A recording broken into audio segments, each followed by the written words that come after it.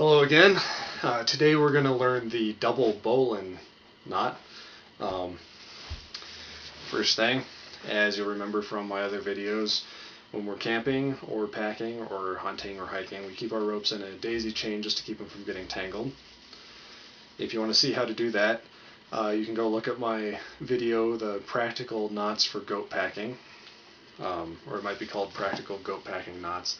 Anyway, we're going to go ahead and undo our daisy chain to give us a rope to work with.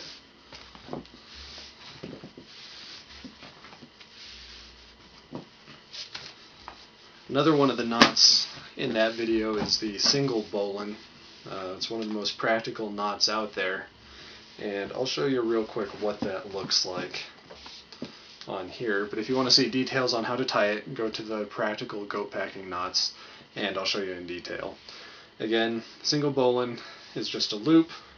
Take the end of your rope, pass it through the loop, around the back through the loop, and tighten it down. I'm trying to do this so that you can see it. There's your single bowline. That gives you a loop in the end of your rope, which is useful. It allows you to put a load on that loop, and no matter how much you load it, it's easy to untie. The back of the knot, break its back, and comes right undone. Great knot.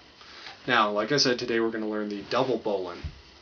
The advantage of the double bowline is it can be tied in the bight. Now, the bight of a rope or a line or a chain is the entire thing except for the ends.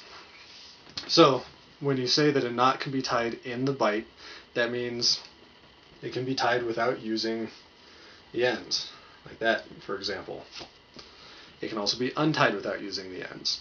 So, using a double bowline allows us to tie a loop in the bight, not using the end, and also has the same advantage of being easy to untie after we load it. Now, if you look at my video on proper highlining technique for goats, you'll see a technique that I use where I tie a loop and I clip a carabiner into that loop and proceed to tighten the high line. The double bowline is an excellent knot to use for that technique. Now here's how we're going to tie it. This is the bight of our rope. All we're going to do is double that over to form what we'll call a simulated end, which is actually part of the bight. Now from here it's exactly the same as tying your regular bowline. You're going to form a loop in the rope, pretend that this doubled over piece is just one. Take your end, pass it back through that loop. I'll try and do this so you can see it fairly well. So, loop, take your end, pass it through the loop, around the high mat portion of the rope, and back through your loop. It's a little more difficult than a single bowline to do while I'm showing you on the video, but it comes out looking exactly the same, with the exception that you have two lines anywhere that you had one before. So, tighten that up. The advantage of this, then, is it's in the bight of your rope, like I said. For your highlining technique, it's a great place to clip in your carabiner, which you then have in a loop in the bight, which is exactly what you need.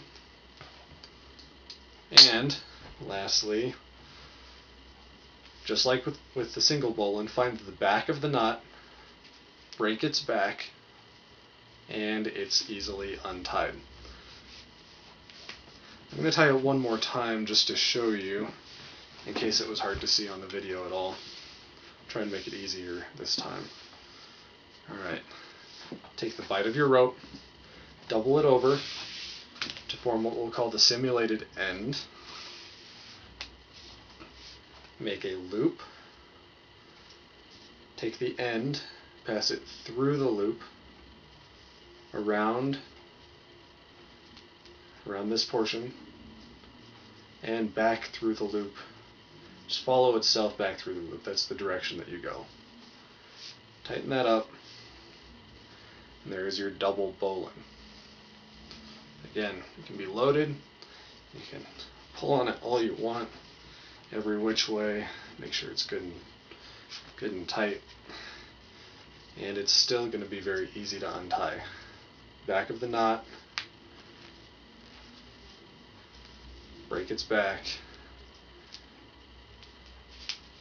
and it comes apart relatively easily, just like that. Thanks, and hope some of you can put this to use.